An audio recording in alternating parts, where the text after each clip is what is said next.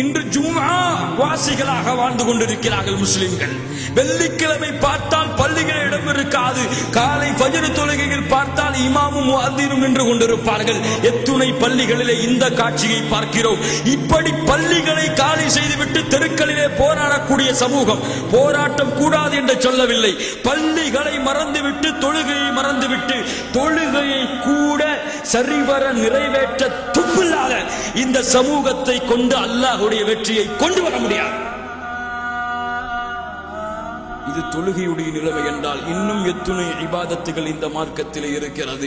அதிகாலையிலே இறைவன் முதல் வானத்திற்கு இறங்கி வருகிறான். யாராவது என்னிடத்திலே மன்னிப்பு கேட்பவர்கள் இருக்கிறார்களா? மன்னிக்கிறேன்.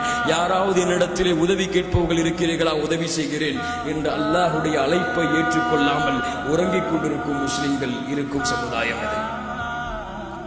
ஒரு இபாதத்திலே முன்னேற வழிகளை தேடிக்கொள்ளாத சமுதாயம் எப்படி அல்லாஹ்வுடைய வெற்றியை நோக்கி தங்களுடைய நடைபயணத்தை மேற்கொள்ள முடியும்? சிந்தித்து பாருங்கள். உங்களுடைய சிந்தனைக்கு விடுகிறேன். சுப்ஹானல்லாஹி ரப்பில் ஆலமீன். ஆம் கண்ணியத்துக்குரியவர்களே, பள்ளிக்கு அதான் சொல்லப்படுவதற்கு முன்னதாக பள்ளியிலே சென்று அல்லாஹ்வுடைய தொழுகையை எதிர்பார்த்து வாழ்ந்த சமூகம் இது. தங்களுடைய உயிர் பிரியக்கூடிய நேரமாக இருந்தாலும் உமர் பின் கத்தாப் ரலியல்லாஹு அன்ஹு தங்களுடைய உயிர் பிரியக்கூடிய நேரத்தில் எழுப்புகிறார்கள். குடல்கள் எல்லாம் வெளியே வந்து கத்தியால் குத்தப்பட்டு கிடக்கும் பொழுது உமர் அவர்களே, தொழுகையின் நேரம் வந்துவிட்டது. நஅம் நஅம் லா ஹப்ப ஃபில் இஸ்லாம் லிமன் தரக்க ஸலா.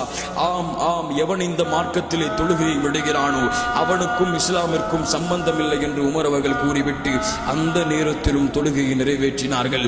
ஏன்? இவர்கள் பார்த்து வளர்ந்த தூதர் அப்படி நிறைவேற்றினார்கள். அல்லாஹ்வுடைய தூதர் முஹம்மது ஸல்லல்லாஹு அலைஹி வஸல்லம் முடியவில்லை, எழுவதற்கு நோயுற்று இருக்கிறார்கள். 2 தோழர்களை அழைத்தார்கள். அழைத்துக் கொண்டு இருந்தார்கள், மயக்கமுற்றுக் கொண்டு இருந்தார்கள். கடைசியாக 2 தோழர்களையும் அழைத்து 2 தோழர்களுடைய தோல் மாட்டிலும் தன்னுடைய கைகளை போட்டவாறு கால்களை பூமியில் தரதரவனை இழுத்து அல்லாஹ்வுடைய தூதர் ஸல்லல்லாஹு அலைஹி வஸல்லம் ஜமாஅத்துடைய தொழுகையை நிறைவேற்றி வந்ததை உங்கள் வரலாறுகளில் நீங்கள் பார்க்கலாம். அல்லாஹ்வுடைய தூதர் ஸல்லல்லாஹு அலைஹி வஸல்லம் சொன்னார்கள், ஜமாஅத் தொழுகை நடந்து கொண்டிருக்கும் பொழுது யார் தங்களுடைய வீடுகளிலே தொழுது கொள்கிறார்களோ அவர்களுடைய வீட்டை நெருப்பால் எரிக்க என் மனம் நாடுகிறது. பெண்களையும் குழந்தைகளையும் கணக்கில் கொண்டு நான் விடுகிறேன்.